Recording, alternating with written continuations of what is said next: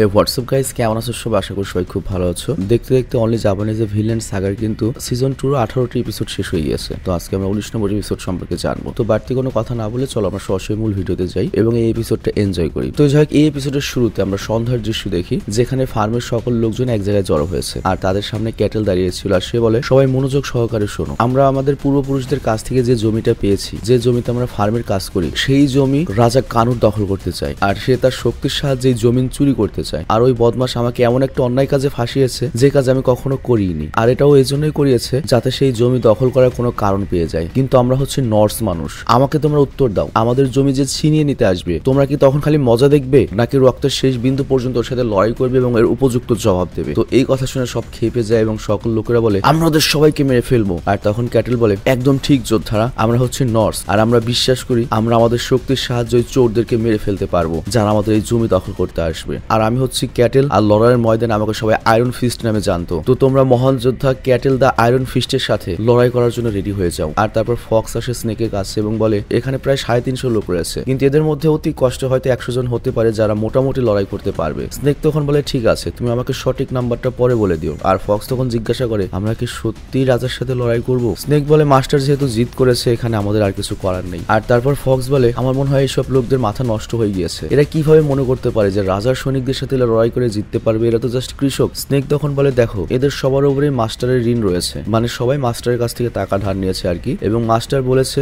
যদি ওরা লড়াই করে ওদের সবার ঋণের বোঝা ক্ষমা করে দেওয়া হবে। কিন্তু মাস্টার যদি আগেই বলতো যে ওরা রাজার সেনাদের বিপক্ষে লড়াই করতে যাচ্ছে, তাহলে এখানে কে আসতো না। কিন্তু মাস্টার এখানে যে বুদ্ধিটা খাটিয়েছে, তিনি প্রথমে লোকজনদেরকে এনেছেন, তো লোক সংখ্যা যত বেশি মনে হয়েছে ওদের একজনকে আরেকজনকে দেখে সাহস বৃদ্ধি পেয়েছে। আর তারপর যে নর্সের প্রাইডটা দেখিয়েছে, এই জন্য ওদের মনে হচ্ছে যে ওরা রাজার সৈনিকদের হাতে পারবে। তো মাস্টার ক্যাটেলের এটা অনেক একটা ভালো বুদ্ধি ছিল যে সবাইকে আগে জড়ো করে তারপর এটা বলবে যে কার বিরুদ্ধে লড়াই করতে চলেছে। তবে এই বুদ্ধিটা মনে হয় মাস্টার ক্যাটেলের নয়, এটা থরগিলের। আর আমি যেটা বুঝতে পারলাম, থরগিল আগের চেয়ে অনেক বেশি চালাক হয়ে গিয়েছে। আর তারপর সে করে কি সামনের দিকে দেখে আর ওপরেও থরফিনকে দাঁড়িয়ে থাকতে দেখে। তো থরফিন এইসব দৃশ্য দেখে চুপচাপ সেখান থেকে চলে যায়। আর তারপর সে পেট্রারের কাছে এসে বলে, মাস্টার লড়াই করার জিদে রয়েছে, সকল সৈনিক জড়ো করেছে এবং এই জায়গাটা খুব তাড়াতাড়ি লড়াইয়ের ময়দানে পরিবর্তন হতে চলেছে। আর তখন মোজ বলে, মানে লিফের বড় ছেলে সম্ভবত, দেখেছো আমি তোমাকে বলেছিলাম না আমাদের এখান থেকে খুব তাড়াতাড়ি বিরত হবে, তা না হলে এই লড়াইয়ের মধ্যে আমরা ফেসে যাব। কিন্তু থরফিন তখন বলে, আমি জানি। কিন্তু এরপর সে আর্নেট আর এনার দিকে তাকিয়ে বলে, মিস্টার লিফ, আমরা আর্নেটকে এই পরিস্থিতিতে কিভাবে একা রেখে যাব? তবে আমার জন্য আপনাকে চিন্তা করার জন্য ধন্যবাদ মিস্টার লিফ। আর মিস্টার লিফ তখন মুস্কি হেসে বলে, তুমি অনেক বদলে গিয়েছো থরফিন, আমি তোমাকে যখন এর আগেবার দেখেছিলাম তখন তুমি অন্য ধরনের মানুষ ছিলে, কিন্তু এখন তুমি বড় হয়ে গিয়েছো, তোমার চেহারা আগের চেয়ে বদলে গিয়েছে এবং শেষমেশ আমি তোমাকে খুঁজে বের করেছি, আর এই কারণে আমি তোমাকে ছেড়ে যাব না। আর তখনই আর্নেট কাশতে শুরু করে। আর এনার তখন ঘাবড়ে গিয়ে বলে, পেট্রার, আর্নেট আবারও কাশছে। পেট্রার তখন বলে, আর্নেটকে সাইড করো আর ওর গলাতে কিছু আটকাতে দিও না। তো লিফ তখন জিজ্ঞাসা করে, আমরা কি আর্নেটকে এখান থেকে নিয়ে যেতে পারি না? তো পেট্রার তখন বলে, আর্নেটের অবস্থা এখন অনেক খারাপ, যতক্ষণ আর্নেট জেগে না যায় ততক্ষণ আমরা জানতে পারবো না ওর অবস্থা কতখানি খারাপ। আর সত্যি বলতে আমি ওর ব্যাপারে কিছু বলতে পারছি না। আর তাছাড়া ওর পেটে একটা বাচ্চাও রয়েছে, তো আমার কাছে যেটা মনে হয় ওর জন্য সবচেয়ে ভালোভাবে আরাম করা। তো লিফ তখন বলে, আচ্ছা ঠিক আছে, আমরা আরো একজন অপেক্ষা করে দেখি কি হয়। আর এই দিকে আমরা দেখি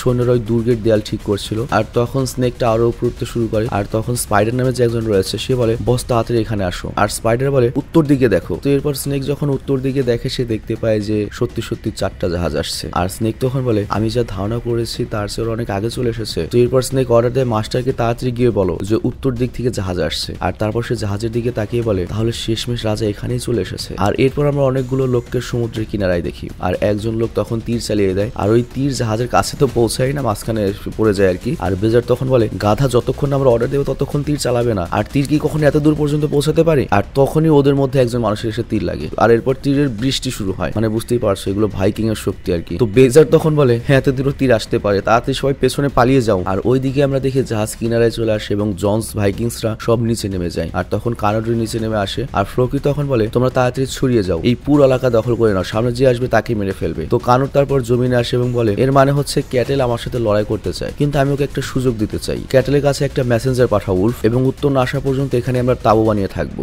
এরপর উলফ বলে, জি মহারাজ, ঠিক আছে। আর তারপর কানুট বলে, এটা অনেক ভালো একটা জমিন, এই জমিতে আমি রক্ত ফেলতে চাই না, আর রক্ত ফেলে এটা আসলে একটা লজ্জার ব্যাপার হবে। আর এদিকে আমরা দেখি মেসেঞ্জার আসে ক্যাটেলের কাছে এবং বলে, মহারাজ কানুট ক্যাটেল এবং তার পরিবারকে পুরো 10 বছরের জন্য দেশ থেকে বের করার শাস্তি শুনিয়েছে। আর ক্যাটেল যে অন্যায় করেছে, অন্য কেউ হলে এই অন্যায়ের শাস্তি ছিল মৃত্যুদণ্ড, কিন্তু মহারাজা কানুট কিছুটা দয়ার মনের মানুষ, আর এই কারণে ক্যাটেল এবং তার পরিবারের বেঁচে থাকার লাস্ট একটা সুযোগ দিয়েছে। তো এই শাস্তি মাথা পেতে নাও এবং দেশ থেকে চলে যাও। কিন্তু এই কথা শুনে ক্যাটেল ক্ষিপ্ত হয়ে যায়। আর তখন মেসেঞ্জার বোঝার বলে বাস এইটুকু ছিল, আর তুমি যদি মরতে না চাও তাহলে দেশ ছেড়ে চলে যাও, আমরা কাল সকাল পর্যন্ত তোমার উত্তর অপেক্ষা করবো। আর এই কথা বলে ওই মেসেঞ্জার সেখান থেকে চলে যায়। আর এরপর ক্যাটেল রাগান্বিত হয়ে বলে তোমরা ফালতু লোকজন কিভাবে ভাবলে যে বিনা লড়াই আমার জমিতে তোমাদের নামতে দেবো। আর তখন ওই মুহূর্তে থরগিল চলে আসে এবং ক্যাটেল জিজ্ঞাসা করে থরগিল কানোটের সৈনিকরা কিরকম। থরগিল তখন বলে ওরা সমুদ্রের কিনারায় নিজেদের লাঞ্চ রেডি করছে, আর ওদের কাছে দুটো বড় জাহাজ রয়েছে আর দুটো কার্গো শিপ রয়েছে, এবং যেখানে ওরা নেমেছে সেখানেই তাঁবুতা নিয়েছে এবং ওদের 100-র কাছাকাছি সৈন্য রয়েছে। তো ক্যাটেল তখন অবাক হয়ে বলে কি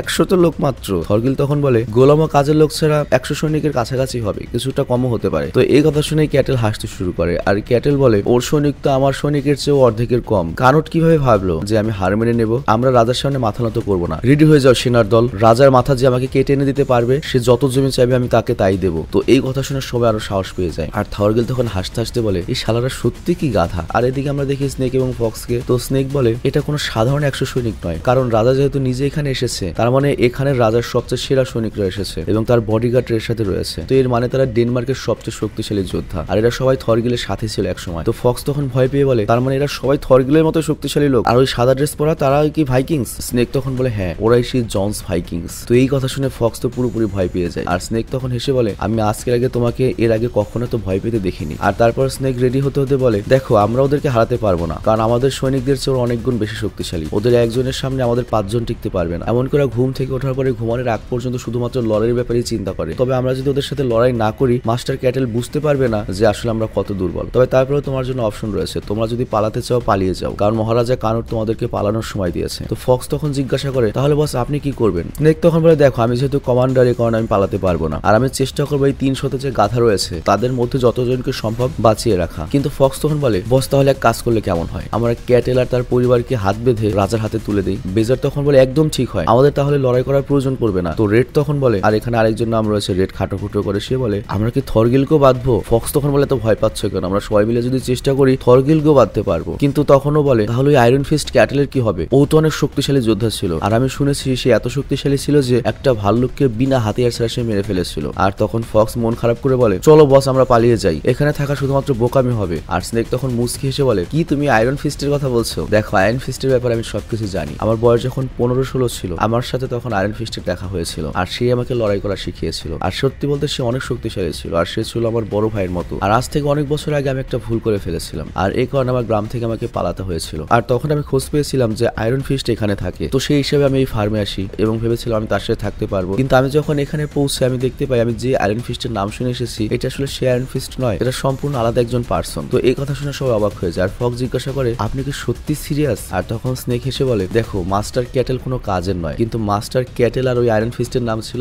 সেম, মানে ওই আয়রন ফিস্টের নামে ক্যাটেল ছিল, আর সে জাস্ট ওই নামটার কথাটার সুযোগ নিয়েছে। তো আমাদের মাস্টার আয়রন ফিস্ট নয়। তো ফক্স তখন বলে এটাতে তাহলে আরো খারাপ খবর। আর স্নেক তখন বলে দেখো আমার কাছে কোনো যাওয়ার জায়গা ছিল না, আর এই কারণে আমি তার গার্ড হিসেবে এখানে থাকতে শুরু করেছি, অনেক ফ্রিতে খাবার খেয়ে ফেলেছি, তো সেই ক্ষতিপূরণের দাম দেওয়ার সময় এসে গিয়েছে। আর তারপর সে অন্যদিকে দেখতে পায় যে সবাই মন খারাপ করে রয়েছে। তো স্নেক তখন যেতে যেতে বলে দেখো আমি আবারও বলছি তোমরা যা ইচ্ছে তাই করতে পারো, আমি শুধুমাত্র এতটুকু বলার চেষ্টা করেছি যে মাস্টারের মতো একটা ধোকাবাজের জন্য মরা ঠিক হবে না, সবচেয়ে ভালো হবে তোমরা নিজেরা নিজের খেয়াল রেখো। আর তখন আমরা ফক্সকে ক্ষিপ্ত হতে দেখি, আর তারপর স্নেক পেছনে তাকিয়ে দেখে ওরা সবাই রেডি হয়ে স্নেকের সাথে আসছিল। তো স্নেক তখন বলে ওখানে গিয়ে আবার বেশি শো আপ করো না গাধারা, তাহলে তোমরা খাওয়ার ক্ষতিপূরণ শোধ করার আগে মারা পড়বে। ফক্স তখন স্নেককে বলে চুপ, মুখ বন্ধ করো বস, আমি একজন ধোকাবাজের জন্য মরে নিজের বদনাম করতে চাই না, তার চেয়ে ভালো হবে আমি লড়াইয়ের ময়দানে লড়াই করব, মান সম্মান নিয়ে মরবো। মানে এখানে ইনডাইরেক্টলি বোঝালো আর কি যে ও স্নেকের জন্য লড়াই করবে আর কি, মানে স্নেকের মতো একটা মহান যোদ্ধার জন্য। তো যাই হোক স্নেক তখন বলে আচ্ছা ঠিক আছে, মাস্টার সম্পর্কে তোমাদের যা কিছু বলেছে সেটা আবার বাইরে কাউকে বলো না। আর এরপর আমরা ক্যাটেলকে এবং বাকি সব লোকদেরকে কানোটের দিকে আসতে দেখি। তো কানোট তার সৈনিকদের সাথে রেডি হয়েছিল। আর এদিকে আমরা দেখি থরগিল তার ভাইকে বলছে দেখো পেছনে সমুদ্র রয়েছে, আর রাজার সৈনিকরা সামনে 2 ল্যান্ড লাগিয়েছে, তো এই সার্কেলের রাজা আর তার পেছনে তার জাহাজ। আর কানোট খুব ভালো মতো জানে আমাদের কাছে কোনো ভালো সেনা নেই, তো এই কারণে কানোটকে পেছন থেকে রক্ষা করার জন্য কোনো সৈনিক রাখা হয়নি। কিন্তু এখানে আমরা কি করতে পারি, কোন সিস্টেমে অ্যাটাক করতে পারি ওলমার বলো। তো ওলমার তখন বলে আমরা কি রাতে আক্রমণ করতে পারি না? থরগিল তখন বলে দেখো রাতে শুধুমাত্র বিখ্যাত যোদ্ধারাই হামলা করতে পারে, আর আমাদের এখানে সব কৃষক, ওরা যদি রাতের লড়াই করতে যায় ওরা সেকেন্ডের মধ্যে 100 জন শেষ হয়ে যাবে। আর তখন ওলমার হয়ে বলে তাহলে এখন আমরা কি করব?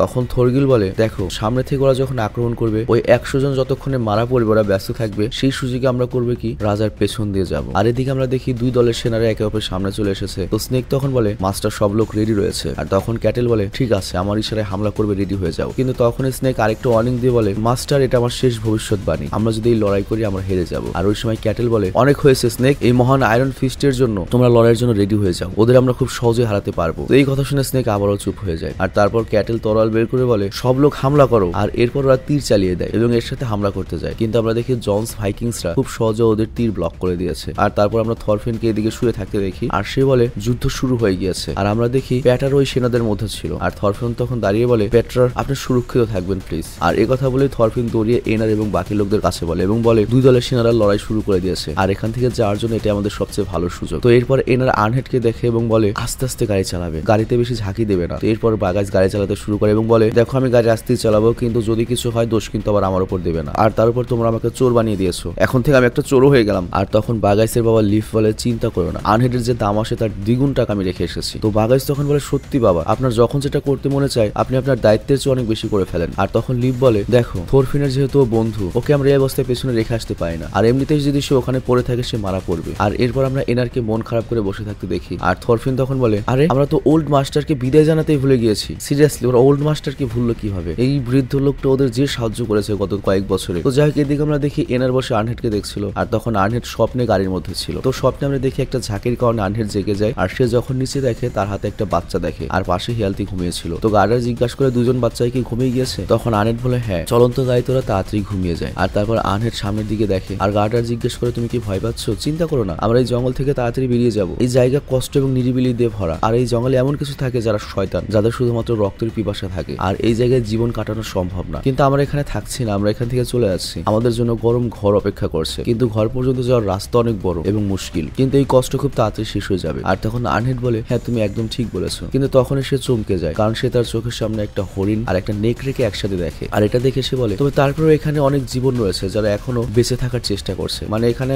নেকড়ে আর তোমার হরিণ দিয়ে বুঝেছে হচ্ছে মাস্টার গোলামি ধরনের কোনো একটা কিছু, আর জঙ্গল বলতে যে এইসব গোলামি ও ফার্ম রয়েছে এটা বোঝানো হয়েছে। তো যাই হোক এরপর গার্ডার গাড়ি থামায়, আর আনহেড জিজ্ঞাসা করে গার্ডার কি হয়েছে? গার্ডার বলে যে লোকগুলো তোমাকে এত খেয়াল রেখেছে তাদেরকে তো বিদায় জানিয়ে আসলে না, তুমি ওদেরকে বিদায় জানিয়ে আসো, ততক্ষণ আমি বাচ্চাদের সাথে তোমার জন্য ওয়েট করবো। তো আনহেড তখন মুচকি এসে বলে আচ্ছা ঠিক আছে, তুমি ঠিক বলেছো, আমার এনার এবং বাকিদের শুকরিয়া আদায় করতে হবে। তো এরপরে আনহেড আসল দুনিয়াতে জেগে যায়, আর এনার তখন চমকিয়ে বলে তাড়াতাড়ি গাড়ি থামাও। আর তখন বাগাস গাড়ি থামায়, আর এনার বলে আনহেড তুমি কি আমাকে চিনতে পারছো? তুমি কেমন অনুভব করছো? আর আনহেড তখন বলে এনার এটা কি সত্যি তুমি? আর এদিকে আমরা দেখি জন্স ভাইকিংসরা একেবারে কচু কাটার মতো সবাইকে মারছিল, আর স্লোকে তখন অর্ডার দেয় আরো 50 কদম আগে যাও এবং তোমরা তোমাদের শক্তি দেখাও। আর এরপর জন্স ভাইকিংরা সামনে যেতে শুরু করে, আর উলফস তখন বলে জন্স ভাইকিংসরা আসলে খুব ডেঞ্জারাস, ওদের 70 জনের সামনে ওরা কেউ টিকতেই পারছে না এবং ওদের মধ্যে কেউ ভয় পাচ্ছে না, পিছু সরে যাচ্ছে না। আর কানর তখন বলে বাকি যে সৈন্য আমাদের রয়েছে থেগেন্স, ওদেরকেও থামিয়ে রাখার দরকার নেই, মানে দ্বিতীয় লাইনের কথা বলছে আর কি। তো দ্বিতীয় লাইনকে পাঠিয়ে দাও হরগিলকে এবং ক্যাটেলকে ধরার জন্য। আর উলফ তখন বলে জি মহারাজ। আর এদিকে ক্যাটেল বলে তোমরা পেছনে সরছে কেন? সবাই একসাথে সামনে যাও, হামলা করো। কিন্তু আমরা দেখি জন ভাইকিংসরা সবাইকে সবজির মতো কাটছিল। আর তখন ক্যাটেল ভয় পেয়ে বলে আমার ছেলে কোথায়, থরগিল কোথায়? আর ওইদিকে আমরা ওলমারকে সমুদ্রে সাঁতার কাটতে দেখি, আর ও কেনারা এসে হাঁপাতে হাঁপাতে বলে আমি তোরাল পিঠে নিয়ে সাঁতরাতে পারছি না ভাই, আমি এটা করতে পারছি না, আমি তোমার মতো কখনোই হতে পারবো না। আর এদিকে আমরা থরগিলকেও সাঁতার কাটতে দেখি, আর সে একদম কানুটের পেছনে পৌঁছে যায়। আর তারপর পানি থেকে বের হয়ে বলে কিং কানুট আমি তোমার পেছনে রয়েছি, তোমার শেষ সময় ঘনিয়ে আসছে। আর এই কথা বলেই থরগিল করে কি মুচকি হাসি দেয়। আর এখানেই এই এপিসোডটা শেষ হয়ে যায়। তো বুঝতেই পারছো